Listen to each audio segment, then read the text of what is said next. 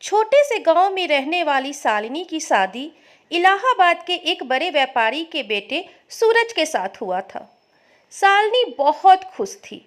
वह सारा दिन घर का काम करती थी। शादी के 2-3 साल काफी मजे से और खुशी के साथ निकल गए। सूरज शालिनी को बहुत ही घुमाता फिराता था, मूवी दिखाता था, बहुत प्यार करता था। लेकिन जैसे जैसे दिन बीतता गया, शालिनी अपनी जिम्मेदारियों के बोझ के तले दबती चली गई। शालिनी की सास भी बहुत खुश थी। हे भगवान, तूने मुझे कितनी अच्छी बहू दी है। इसने तो सारे घर की जिम्मेदारियां उठा ली है। ऐसी बहू सबको मिले। कुछ सालों बाद शालिनी मायके जाने की बात अपनी सास से बोली। मम्मी जी, 2 साल हो गए मैं मायके नहीं जा पाई, क्या मैं थोड़े दिन जाकर आ जाऊं? तभी सास ने जवाब दिया, देखो शालिनी, अगले साल चले जाना। यह सुनकर शालिनी काफी नाराज हुई और दुखी होकर सोचने लगी।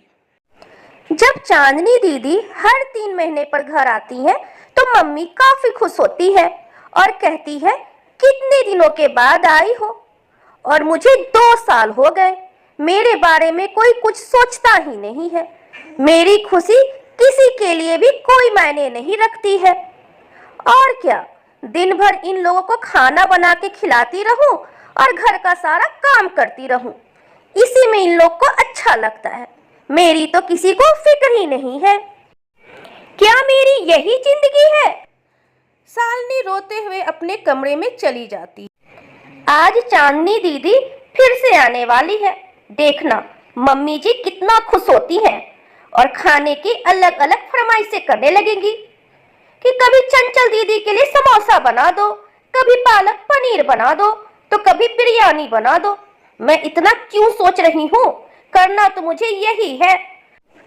चलो अभी से ही किचन में लग जाती हूँ, नहीं तो बनाने में समय लग जाएगा, फिर मम्मी जी मुझ पर ही चिल्लाएंगी। शालिनी जैसे ही किचन में जाती है तभी सास की आवाज आती है, अरे शालिनी, जल्दी नीचे आओ, देखो चांदनी दीदी आई है। अरे इतनी जल्दी आ गई?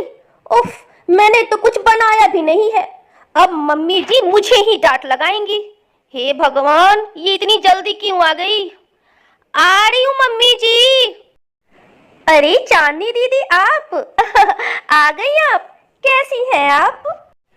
अरे शालिनी, मैं तो ठीक हूँ, तुम बताओ तुम कैसी हो? मैं भी अच्छी हूँ दीदी। दीदी आप बैठो, मैं आपके लिए नाश्ता बना के लाती हूँ। अरे नहीं शालिनी, कुछ भी मत बनाओ, मैं बस 2-3 घंटे ही रुकूंगी, क्योंकि मेरी सास की तबीयत ठीक नहीं है, उनके पास वापस जाना है। अरे बेटा, बिना कुछ खाए पिए कैसे जाएगी तू? अरे शालिनी बहू बना देती है ना कुछ। माँ रहने दो ना, मैं चली जाऊंगी थोड़ी देर बाद। नहीं नहीं, ऐसे कैसे जाएगी मेरी बेटी बिना कुछ खाए? शालिनी, जा कुछ बना के लाओ। हाँ मम्मी जी, मैं भी तो दीदी से तब से यही बोल रही थी कि मैं कुछ बना देती हूँ, पर दीदी ही तो मना कर रही थी। अरे मना कर रही थी तो क्या तू नहीं बनाएगी? जाओ जल्दी से खाना बना दो। अच्छा माँ जी, मैं जा रही हूँ। अरे माँ तुम भी ना, मैं तो थोड़ी देर बाद चली ही जाऊंगी, तो फिर क्यों शालिनी से बोल रही हो खाना बनाने को? अरे चुप कर, तू बिना खाए चली जाएगी? ऐसे कैसे हो सकता है? और उसे बनाने तो दे। अच्छा बाबा, खा लूंगी, अब खुश। शालिनी किचन में जाती है और मन ही मन सोचने लगती है, मेरी तो कोई इज्जत ही नहीं है इस घर में। जब देखो चांदनी दीदी, चांदनी दीदी, मैं तो कुछ हूं ही नहीं। चांदनी खाना खाकर वहां से चली जाती है। शाम को जब सूरज घर आता है तो शालिनी मुंह फुलाए कमरे में बैठी रहती है। अरे शालिनी, क्या हुआ? इतनी उदास क्यों हो? हाँ, मैं उदास क्यों होंगी भला? अरे क्या हुआ, बात तो बताओ।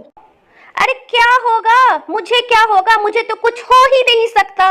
मैं तो इंसान ही नहीं हूँ, मैं तो बस सारा दिन काम करने के लिए बनी हूँ।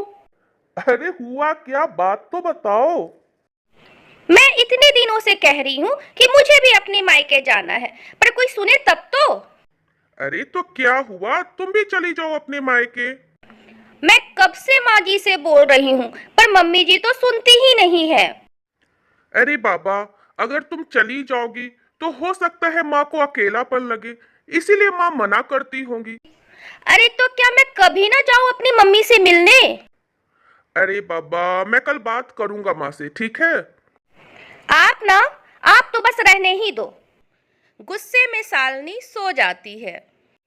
सुबह उठकर शालिनी फिर से काम में लग जाती है। तभी थोड़ी देर बाद पड़ोस की शर्मा आंटी आती।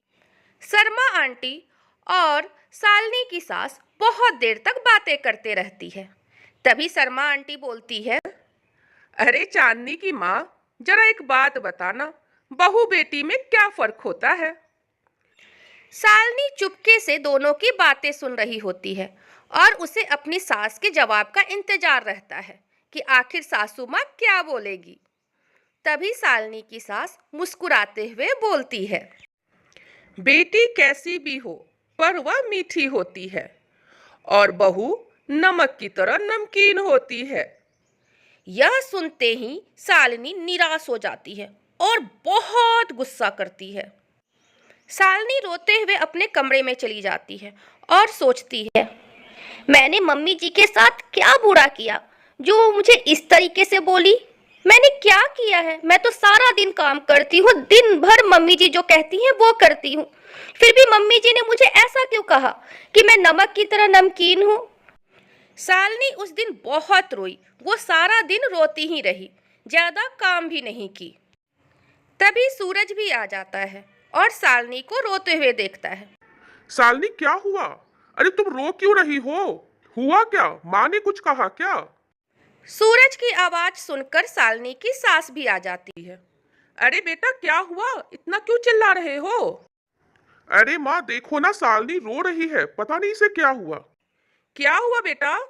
शालिनी, क्या हुआ? तुम रो क्यों रही हो? शालिनी फिर से रोने लगी और बोली, मम्मी जी, आप मुझे पसंद नहीं करती हो ना? ये क्या बोल रही हो तुम? क्या हुआ तुम्हें? मुझे पता चल गया है मम्मी जी, आप मुझे बिल्कुल भी पसंद नहीं करती हो। शालिनी, क्या बात है? बताओ, रोना बंद करो और साफ साफ बताओ हुआ क्या है। जब शर्मा आंटी आई थी ना, तो मम्मी जी उन्हें बता रही थी कि बेटी जैसी भी हो वह मीठी होती है, पर बहू नमक की तरह नमकीन होती है। मम्मी जी, क्या मैं इतनी बुरी हूँ? शालिनी की सास को बहुत जोरों से हंसी आ गई। बोली, अरे बेटा, तुम इतनी सी बात पे रो रही हो?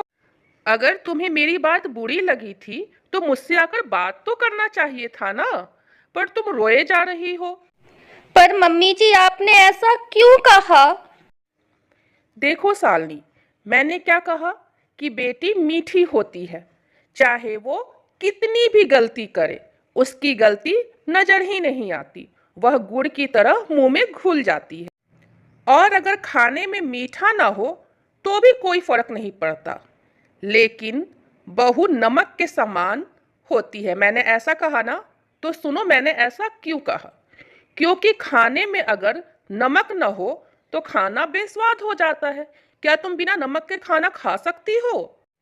खाने में नमक मिलने पर हम जो खाना खाते हैं उसी समय हम नमक के कर्जदार हो जाते हैं। उसी तरह तुम मेरे लिए वही नमक हो। मैं अपने स्वार्थ के लिए तुम्हें कहीं भी नहीं जाने देती हूँ, क्योंकि तुम्हारे न रहने पर घर बहुत सुना सुना लगता है और तुम घर भी संभालती हो। इसलिए बेटा, हम तुम्हारे बहुत कर्जदार। शालिनी को बातें समझ में आ जाती है और वह अपनी सास के गले मिलकर खूब रोने लगती है। देखो बेटा, अगर तुम अपनी मम्मी के यहाँ जाना चाहती हो तो जा सकती हो, मैं तुम्हें रोकूंगी नहीं। नहीं मम्मी जी, अब मैं नहीं जाऊंगी, क्योंकि अगर मैं चली गई तो खाने में कोई स्वाद नहीं रहेगा। मैं तो आपकी नमकीन बहू हूं ना। दोस्तों, अगर आपको मेरी वीडियो पसंद आती है तो मेरे चैनल को सब्सक्राइब करें और मेरे वीडियो को लाइक जरूर करें। तो मिलेंगे नेक्स्ट वीडियो में, तब तक के लिए बाय।